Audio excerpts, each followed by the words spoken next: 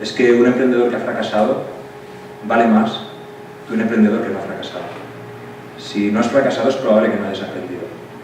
Obviamente cuando uno fracasa tiene que mirar y entender por qué ha fracasado, si no vale para nada. Pero yo recuerdo un día una conversación con un tipo interesantísimo, está en el ámbito de Palo Alto, se hizo mucho dinero en Asia en la época de las .com, vendió en el momento debido, justo meses antes de que aquello reventara. Y es un tío con una experiencia y una cabeza deliciosa. Y el hombre me decía bueno, que había ciertos emprendedores que tenían talento, que a él le gustaban, pero que no invertían en ellos porque todavía no habían fracasado. Me hablaba concretamente de un tipo, también de Barcelona, y me decía, oye, yo en cuanto este tío tenga un fracaso, invertiré en él porque es un monstruo. Para que entendamos un poco que a veces si tenemos un fracaso no nos vengamos abajo, simplemente aprendamos de ello. Una vez que fracasamos, a las pocas semanas, uno de los 4 compañeros, Raúl Martín, esta persona de Ávila y yo, montamos un Tecno y estuvimos unos años haciendo proyectos para grupos de investigación. Era el ambiente en el que nos movíamos. Te venía un grupillo de investigación y te decía, oye, yo necesito un equipo que no encuentro lógicamente en el mercado porque mi actividad es muy específica. Y nos decía, oye, vosotros podéis hacer una electrónica que haga tal cosa o tal otra. Y nosotros, claro, evidentemente decíamos, sí, por supuesto. Luego estábamos 2 semanas o 3 con las manos en la cabeza diciendo, madre mía, ¿cómo vamos a resolver esto? Afortunadamente creo, estoy seguro que todos los proyectos los concluimos con éxito. Es cierto que alguno de ellos nos dilatamos más de lo debido. Pero bueno, creo que todos los que se acabaron contentos. Y bueno, durante este tiempo entramos en contacto con un grupo maravilloso de investigación que está en la Autónoma, que es el grupo de neurocomputación biológica. Ahí lo que nos hablaron por primera vez era de narices artificiales, ¿vale? Equipos olfativos artificiales.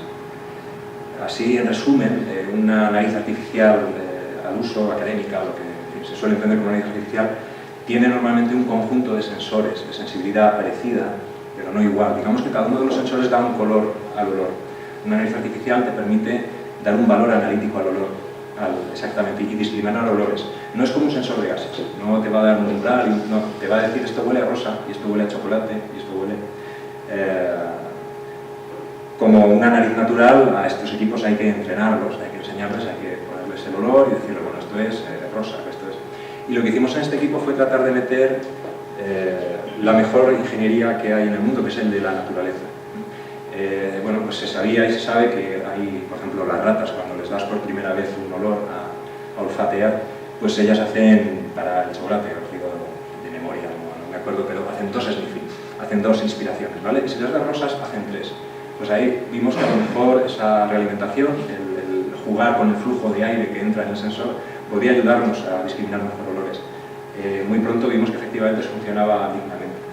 Y luego otros temas más de detalle, más aburridos, de unos lazos de alimentación, de temperatura y calefacción y demás, que también estaban bioinspirados, pues también los introducimos en el equipo. Nuestra nariz, nuestra primera nariz,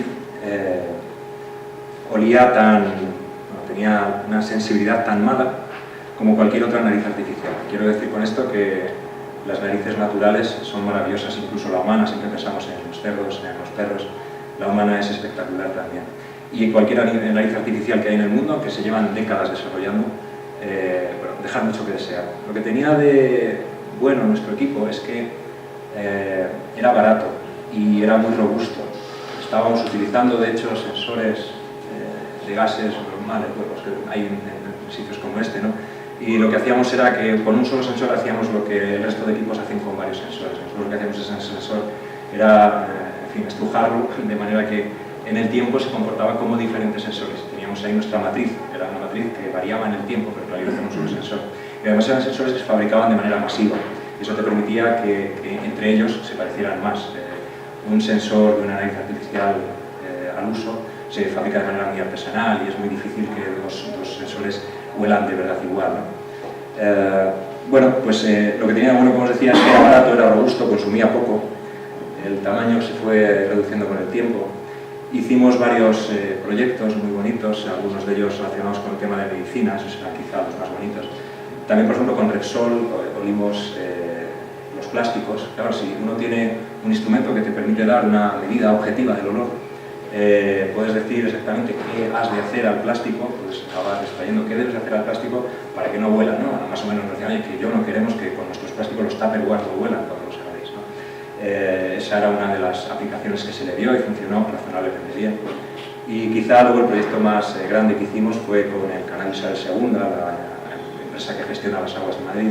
Pues pusimos un montón de sensores, de equipos olfativos en las estaciones de tratamiento de agua, porque cada cierto tiempo, sobre todo los veranos, a final de verano, aparece un componente que se llama geosmina, de origen orgánico, que huele a alga, huele un poco a tierra húmeda, un poco. ¿Qué pasa? Que cuando ellos se quieren dar cuenta que el agua tiene ese componente que no es dañino, lo que pasa es que huele de manera un poco rara, pues ya está por toda la red de distribución de aguas de Madrid, ¿no? Y bueno, nuestros equipos lo que tratan de hacer es ser una alerta temprana a todo esto y bueno, someter al agua al tratamiento debido o incluso cerrar el foco, el origen del agua en un momento dado si así era necesario, ¿no? Al final del proyecto, que acabó bastante bien, pues desarrollamos un equipo ya de aplicación específica para todo esto y, bueno, y demostramos de alguna manera que la tecnología de narices artificiales compactas que habíamos estado desarrollando pues que funcionaba y que tenía sentido desde el punto de vista económico. Fue en ese momento cuando se cruzó una empresa, le interesó nuestro trabajo y nos compró la sociedad. Le vendimos todo, le vendimos patentes, clientes, know-how, estuvimos muchos meses transmitiendo lo que sabíamos y ahora bueno, pues son ellos los que están desarrollando una empresa más grande, con muchos más recursos, con más ingenieros, probablemente estos además mucho mejores que nosotros. Tenemos la esperanza y la ilusión de que les vaya muy bien y que bueno, se apoyen en lo que nosotros arrancamos para que den muchos puestos de trabajo, si es posible. Voy contando una cosa detrás de otra, pues podéis imaginar que siempre la vida es más complicada, todo esto está paralelizado, ¿vale? O sea, con las narices ya estábamos con estas cosas, en fin, está todo muy implementado, pero bueno. En Deutecno además hacíamos otras cosas, algunas de ellas relacionadas con el mundo de la energía.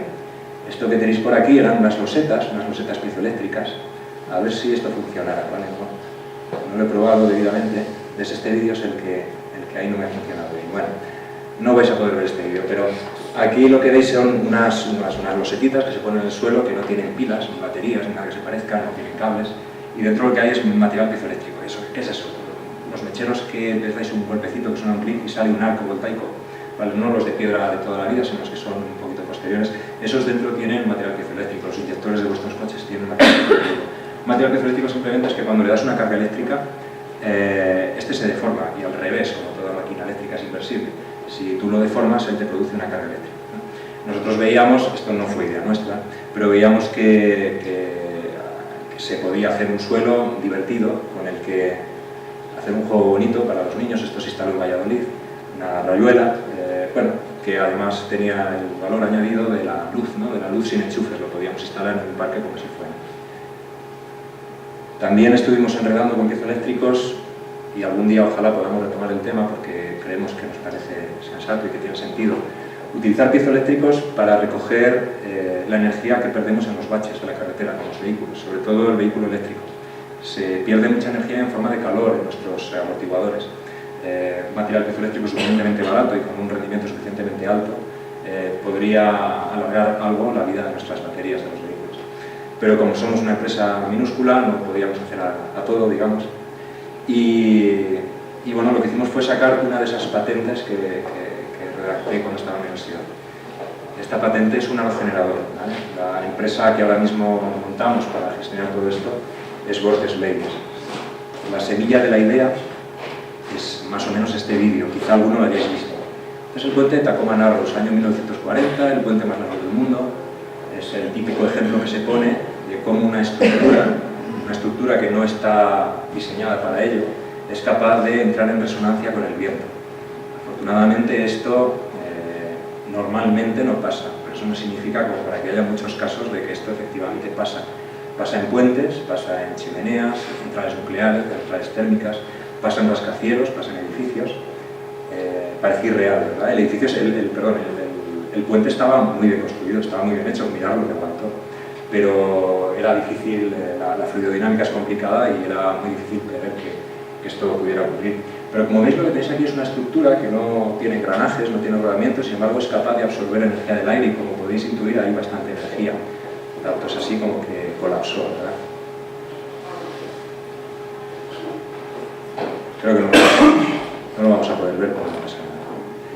Bueno, dimos muchas vueltas al concepto, ¿no? y esto fue lo que era la primera patente, cómo diseñar un aerogenerador terriblemente simple. Una columna vertical, lo que veis ahí de color blanco, nosotros le llamamos mástil, es lo que hace las veces de pala. Está hecha, en principio, de hecho, con los mismos materiales, fibra de vidrio, fibra de carbono. Necesitamos que sea muy ligera. Y como veis, allá al fondo lo que tenéis son unos ventiladores que están soplando sobre este mástil. Y como veis, se empieza a oscilar, ¿no? Se acopla. El primer vídeo no lo he podido rescatar hoy, no me ha dado tiempo, pero el primer objeto con el que comprobamos que lo que ponían los libros era cierto y que lo que era aquel vídeo no eran efectos especiales era una botella de Solán de Cabras dada la vuelta. ¿Vale? Necesitábamos una estructura muy ligera, vacía por supuesto la botella, y de plástico. Le dimos la vuelta, le pusimos un espárrago, después se ponen aquí los dobles techos, y aquí se puso a oscilar. Posteriormente le dimos una vuelta de tuerca mayor y empezamos a hacer prototipos un poquito más pesados. ¿Veis abajo esas luces? La he visto muy deprisa, pero bueno, esas luces es energía generada. En este momento, bueno, funcionábamos más o menos con financiación propia, pero este vídeo nos permitió convencer a Repsol, en su fondo Emprendedores de la Fundación Repsol, y perdonad que antes lo he mencionado y quiero deciroslo, Everis, la Fundación Everis, nos ayudó con las narices artificiales. Nosotros cuando montamos, os he hablado del Deutecno, luego vino Deutecno Nonsis and Sensors, donde disgregamos exclusivamente lo que era el tema de narices artificiales, y el apoyo que nos dio la Fundación Everis fue excelente, ¿vale? Ahora estaba con la Fundación Repsol, les logramos convencer después de un examen muy detallado de nuestra tecnología, les logramos convencer de que aquí, bueno, tenía mimbres, de que esto con alto riesgo había posibilidades de que pudiera medio funcionar, y nos han estado apoyando durante 2 años. A ver lo que viene. Vale, aquí este es el vídeo. Bueno, durante estos 2 años lo que hemos hecho ha sido trabajar muy duro. Con análisis por ordenador hemos tratado de ir optimizando nuestra geometría, hemos ido mejorando nuestro material piezoeléctrico. Este dispositivo puede funcionar tanto con material piezoeléctrico como con algo basado en lo mismo que los alternadores convencionales, ¿vale? Inducción electromagnética, cobre e imanes, ¿vale? Puede funcionar con las dos vías, ¿no? Y bueno, seguimos evolucionando nuestros prototipos, la geometría actual se parece bastante más a esto. Esto también es un prototipo de un túnel de viento, el túnel de viento lo tenemos aquí en Ávila. Y bueno, pues este es uno de los prototipos de campo que estamos probando ahora mismo. Este va a ser el primer equipo, y esperemos que lo sea en las próximas semanas, que integre absolutamente todos los conceptos de esta tecnología. Claro, lo inmediato cuando uno te pregunta, bueno, ¿y vuestro aerogenerador cuánto genera? Es la pregunta obvia y a la que hay que dar respuesta. Pero antes de conseguir que genere energía eléctrica, lo que hay que hacer muy bien es absorber la energía del aire. Y para ello nosotros necesitábamos 2 hitos. Uno de ellos es que la forma de nuestro palo, ¿vale? Ese bate de béisbol gigante, pues que fuera la óptima. Estamos convencidos de que todavía no es la óptima, pero desde luego ha mejorado mucho. Además fue bonito porque estábamos trabajando mucho en túnel de viento y bueno, echamos mano de esa herramienta tan buena que son las matemáticas y empezamos a desarrollar un poco matemáticamente cómo puede ser el tema y nos dio un resultado. Lo materializamos, lo construimos, lo metimos en túnel de viento y la mejora fue espectacular. Y bueno, este es el que tenemos hoy en día. Intuimos que en la parte de arriba todavía habrá que mejorar más cosas.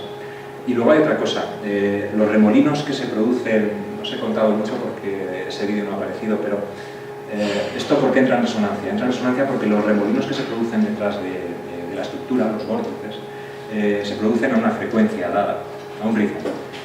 A mayor velocidad del viento este ritmo es superior, es más grande. Cuando coincide que la frecuencia de oscilación natural de esta estructura, la frecuencia a la que suena, una copa tiene su frecuencia de oscilación natural, le das un golpecito, a esa frecuencia a la que suena es su frecuencia de oscilación natural. Cuando coincide esa frecuencia de oscilación natural de una estructura con los vórtices que está generando, la estructura entra en resonancia y esa resonancia hace que tenga un pico de absorción de energía. Por eso el puente absorbe energía, por eso este equipo absorbe energía. Pero claro, como os he dicho antes, esa frecuencia a la que aparecen los vórtices depende de la velocidad del viento. Y la velocidad del viento es variable. Nuestro equipo, por tanto, en principio solo iba a funcionar en un rango muy reducido de velocidades de viento. Y nosotros lo que queremos es que esté funcionando la mayor parte del año, porque hay que amortizar los costes del equipo, su mantenimiento, por bajo que sea, durante en fin, la mayor cantidad de horas anuales, como os decía. Bueno, para ello lo que hacemos es utilizar un mecanismo que llamamos de sintonizado, porque es lo mismo, variamos su frecuencia, es como que una copa variara su sonido cuando le das un golpe en función de las necesidades. Y esto lo hacemos manteniendo el espíritu del concepto, que es que no haya engranajes, que no haya rodamientos, que no haya elementos de contacto, que no haya, por tanto, cosas que se puedan desgastar. Esto hace, en principio, y nos queda mucho por demostrar, pero esto hace, en principio, un ordenador ligero con pocos materiales. Eso hace que su coste de fabricación sea bajo. Los materiales, además de ser pocos, son los mismos que la eólica convencional, aproximadamente, con menos cemento. También os digo menos cemento porque nuestro centro de gravedad está abajo. Esto es como una maceta. Un ordenador convencional pues, tiene un objeto muy pesado, muy complejo, que es la góndola, que es la parte de arriba donde está el alternador y la reductora, el multiplicador. Eso obliga a que los ordenadores convencionales tengan una cimentación más grande de lo que en principio nosotros parece que debiéramos necesitar. Y bueno, como os decía, no tenemos partes móviles, el mantenimiento se nos antoja mínimo y sobre el papel que todo lo aguanta, pero creemos que, bueno, que puede funcionar bien. Hemos hecho muchas pruebas y hemos tenido muchos fracasos. Os pongo este vídeo porque nos divierte mucho. Trabajamos mucho en este equipo y bueno, pues no siempre las cosas salen bien.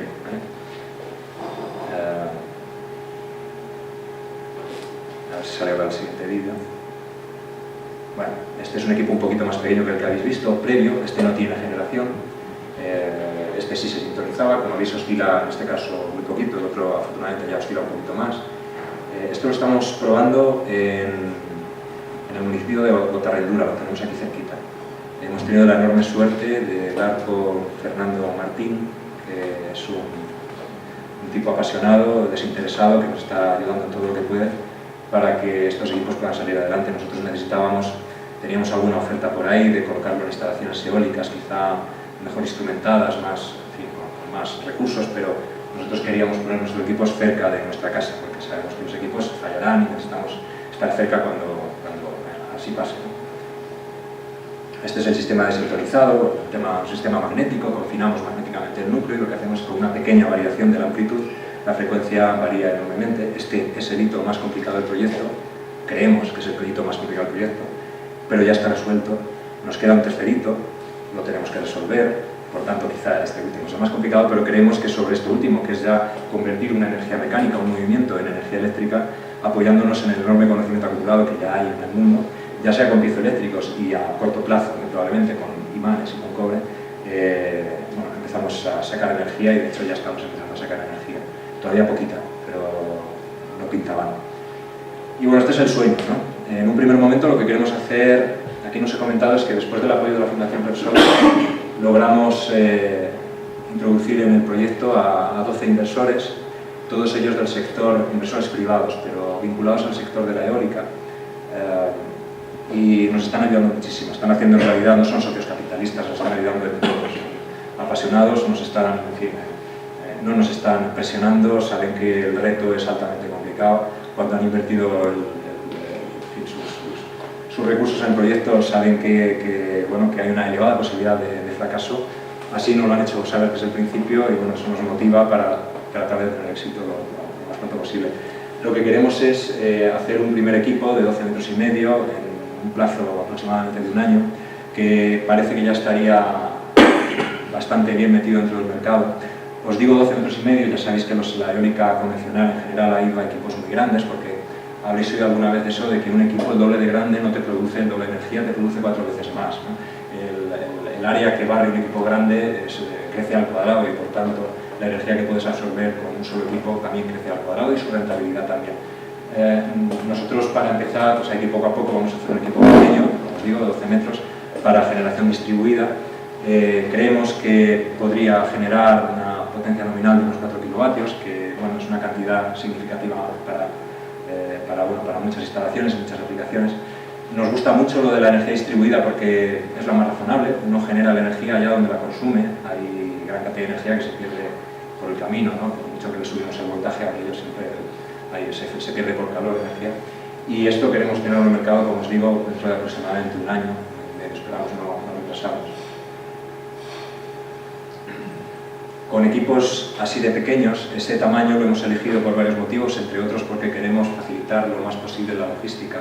Un equipo de unos 12 metros cabe perfectamente en un camión convencional, el transporte, por tanto, de muchos equipos podrían caber en un solo camión.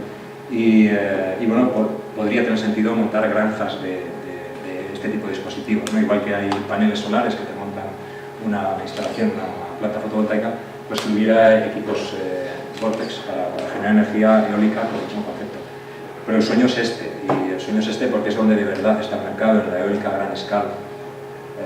Y además creemos que el equipo tiene cualidades especialmente adecuadas para algo que está ahora mismo muy de moda, ¿no? Que es la eólica offshore, la eólica en el mar. El aire en el mar tiene varias características muy buenas, entre otras que el flujo es más continuado, más laminar, y además la intensidad de vientos media suele ser superior. El problema que tiene es que el equipo lo tienes que anclar a un suelo que no está cerca, hay quien está desarrollando las mismas plataformas. Tenemos la ventaja de que nuestro peso es muy inferior al de un molino convencional y como os decía antes, nuestro centro de gravedad está abajo, es un equipo, por tanto, en fin, el concepto más estable.